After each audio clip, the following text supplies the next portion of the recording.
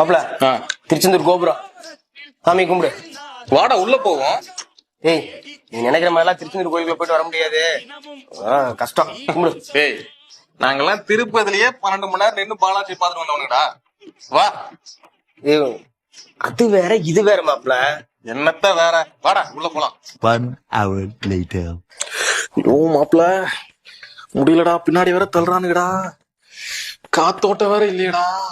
ஐயோ காலெல்லாம் வலிக்குதுடா, உட்கார கூட இடம் இல்லையடா. ரொம்ப வாடா, இப்படிதான் இருக்கும். நான் தான் சொன்னல அது வேற இது வேற. என்னமோ நாங்க திருப்பதியில கிழிச்சோன்னா 4 hours later.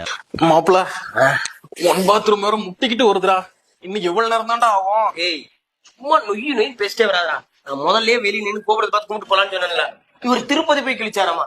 அது வேற இது வேற மாப்ள, புரிஞ்சுக்கடா. அப்படி என்னதான்டா அது வேற இது வேற?